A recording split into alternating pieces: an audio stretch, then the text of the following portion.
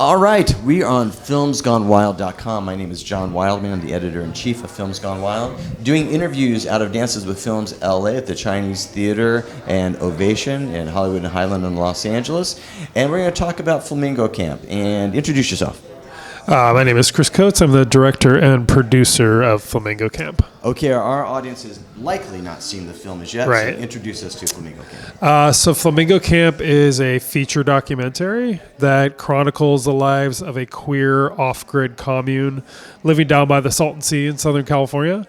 And shockingly, about 5 months into filming this sort of day in the life of this very kind of, isolated community, one of my subjects was murdered out of nowhere. And so it completely changed the whole trajectory and kind of meaning behind the film as we sort of documented that event. Yeah, and it's wild because watching it, you do get very, very comfortable going, well, okay, this is the world that we're in, and these are our characters, and we're going to go on whatever. And then this thing happens, and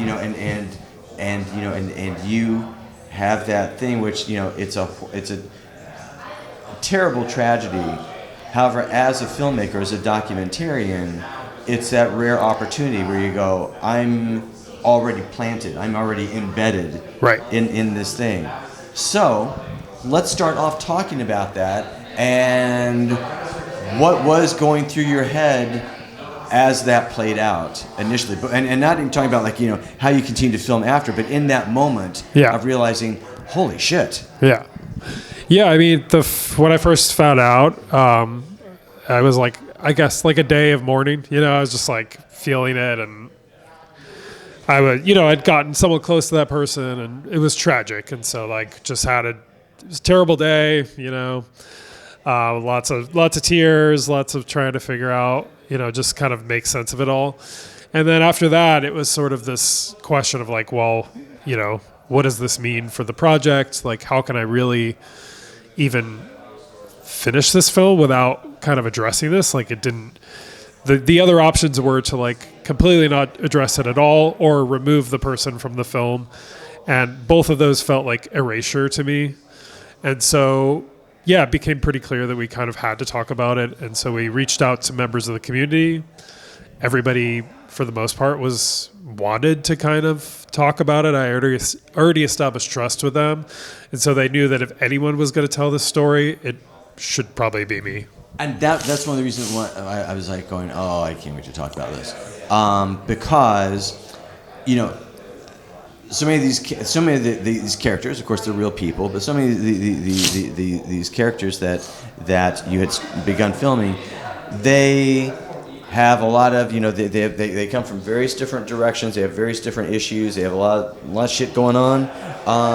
But they're also, many of them have a very performative aspect about them. And and so I was going, I was wondering what that reaction would be for them to you, because you go, well, would they be would they embrace the ability to show that they're soldiering on, or to talk about what was in their heads, or talk about the relationship that they had, or whatever, or did it take a moment to bring them back a little bit to go, your camera's right here versus my camera's way over there, and now you have to slowly creep back into the picture? I would say everybody was pretty open to filming pretty much right away. We were back out in the community within a couple days of people finding out, and I had to wait for people to kind of be in the right mindset to want to talk on camera or do an interview, but it was a couple days before people were willing to talk, and I think they felt very passionately about what had happened and kind of wanted to make sure that the story was told, and the story of their friend who had been murdered was given its due kind of attention. And they, we were already kind of friends and had this kind of close relationship. So I think they all felt that I would do it justice. And so it didn't take much to kind of get people to talk. Now, then the next thing is, and this would have been regardless of what happened, that being incorporated into your film, but even by the very nature, when you I always say like, documentaries, like, there are a couple different obvious ways to approach. One is, I know exactly what my story is, and I have it mapped out, and I'm going to put interview here, I'm going to get found footage here, and I'm going to, like, fill in the blanks of each thing for my story. And sometimes it's, I'm going to turn on the camera and we're going to see what happens and go along for it. And this struck me as that second version of like, I don't know what's going to happen. But then if you're doing that, then the question is, well, then when is it over? As a filmmaker, you go, something, I've got a complete story now. And here it's like, well, when did you, and this is just in terms of getting the original footage, go, I think I've got enough for the story. I think I have my story. And at some point during that time, did you, like either during the interview or maybe happened during the editing, did you have that moment where you go, oh, this is what the film is actually about? I thought it was this, but it's actually this. So the first is, when did you reach that point where you go, I think I've got enough for the film? And then two, when did you realize, oh, this is what my film is actually about? Yeah, I mean, I think after the murder occurred, it was kind of this sort of like, let's follow this story and kind of see where it goes. And unfortunately, really nothing happened with the investigation. That's part of the film, kind of how the police sort of lost interest, didn't put any kind of resources to it. So the investigation went cold. And so, in my mind, there was really nothing more to explore there. And so then it was this idea of like, well, let's capture kind of like a full circle, like a full year in the life of this community. And so we end the film with kind of like a year later after we begin it. And we kind of show everyone returning back to the community. Everything's sort of the same, but it's completely different because of what happened. And for me, that was sort of like a full circle moment and also a great point to stop, because I also wanted to give these people their lives back.